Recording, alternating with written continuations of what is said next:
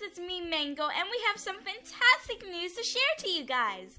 Not only are we releasing some new songs for the Horror Daycare channel, but we have an exclusive music video that's going to be releasing on Roblox Gaming very soon.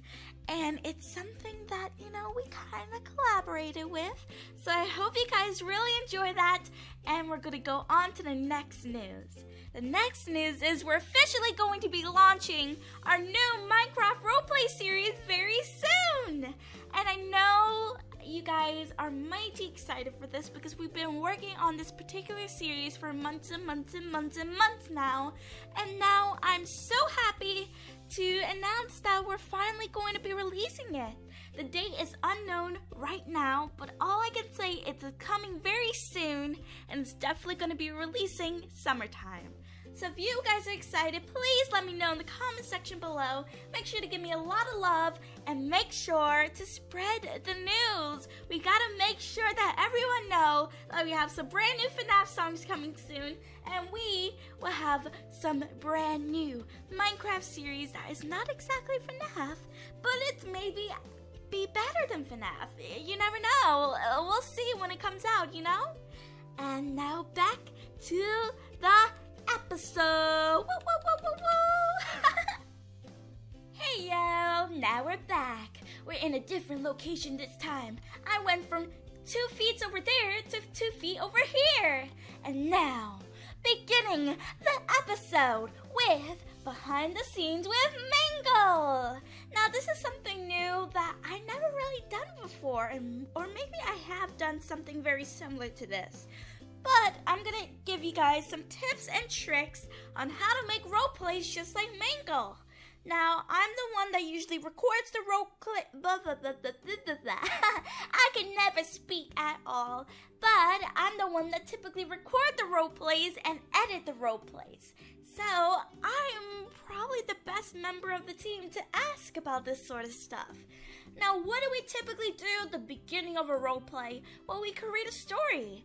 But what's good of a story if there's no place to record at? So around me are these wonderful buildings that we have, built by a member of our team. I'm not going to say the member of our team's name because I'm not too sure if they want their name to be revealed. But do know that this person is a fantastic builder and she built everything that's on this map right now. And without her, this place would not have existed. Now, we have the very famous circus that she made, the very famous toy store. We got the school, the daycare, the pizzeria that she made. And honestly, without this, there wouldn't be a horror daycare. Now, we're going to move on to step 2. After we say, your set has been built either by yourself or by someone else, we do need to establish some sort of story plot or some sort of story arc. Once again, Mangle sucks at talking. But what's new? Now that we establish what story we're gonna go for, and for example, the story that we're going for is a daycare story about FNAF characters such as Mangle, Foxy Jr., Bendy. Oh wait, Bendy is not a FNAF character, but we are usually the horror daycare, so we have a bunch of different characters that are from different horror genres. Like, if you guys are an old fan, then you remember we had episodes where we had Chucky's kids as a member of our team. Back before we had Jason showed up, we had Slenderman.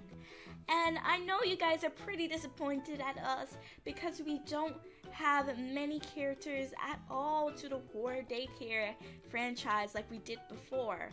But that's gonna be changing. We will return the Horror Daycare to its prime estate. We're gonna have new characters. I'm not gonna say new and better because I believe the characters that we had originally was the best that we could have possibly had.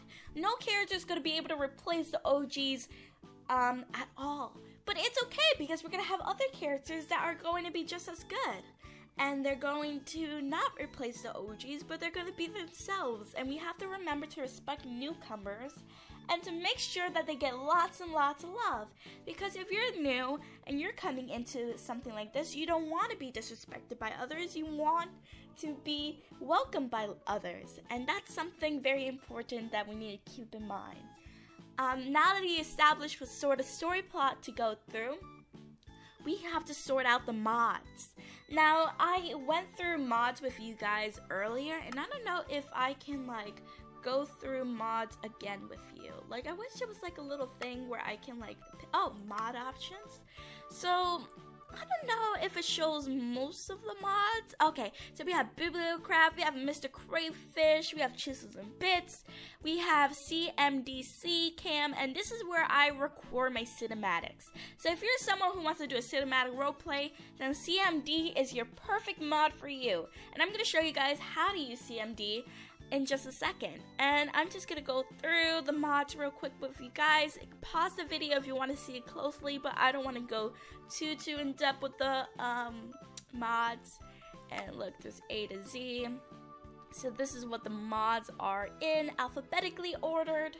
And yeah, there you go. We have a lot of mods, guys, and I may like list them down in the description if I'm not a lazy but I'm gonna show you guys how to use the camera mod that I did, because I usually use the camera mod to record cinematic series. So that's what we're gonna use. We're gonna use that. And I'm gonna show you guys how exactly I do it. So let's say I wanna go to the pizzeria right here, and I wanna get a cute little shot of the animals, the little chibis. So I'm just going to zoom in. I'm gonna click P, that's on your keyboard, and then I'm gonna zoom out. And then I'm going to remove my chat. I always have chat hidden, guys, so you guys don't see when the server resets and stuff like that.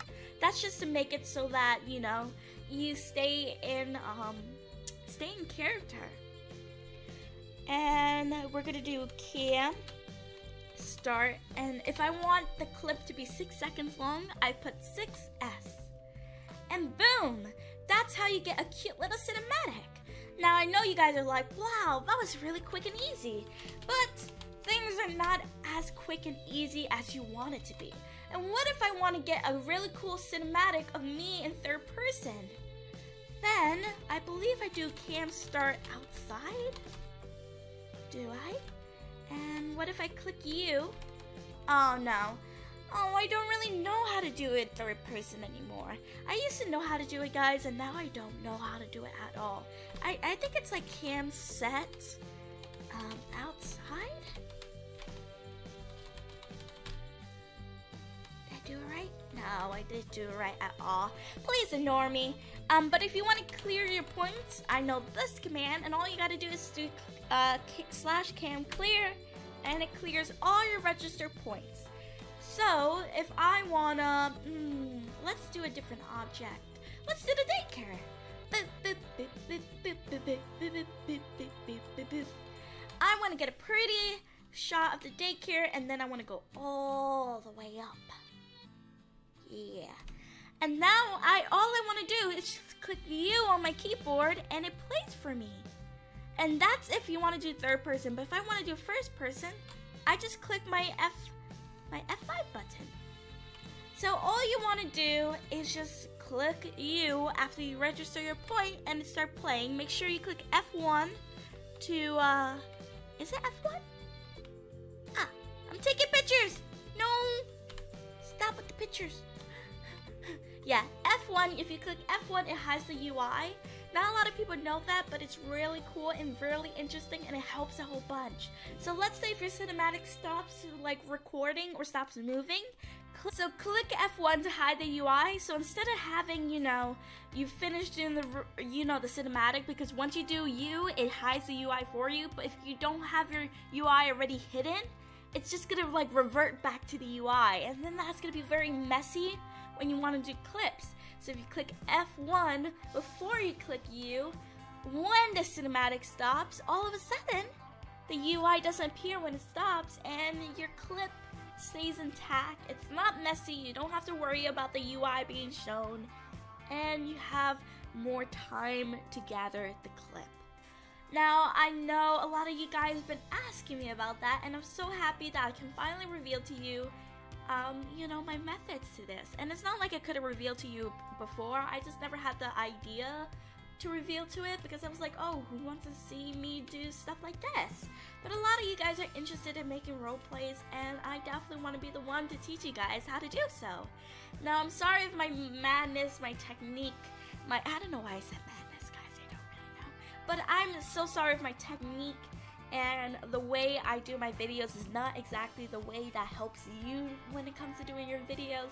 Everyone has definitely different techniques and tricks to doing these things. These are just how I do it. And is my technique perfect? Not at all. Is my technique something that, you know, you have to follow to the T? Nope, definitely not. I'm not the greatest cinematic person out there. I'm not the greatest editor out there. I'm not this, I'm not that, and I don't want you guys to think, oh, you have to do it Mangle's way because that is the best way.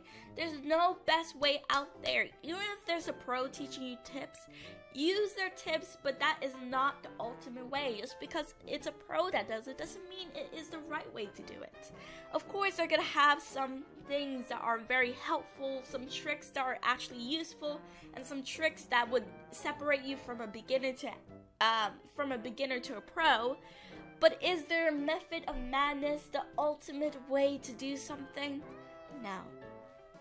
The best thing I could give you guys tips for when making your own roleplay is to stay yourself, really work hard towards your dreams, and never give up.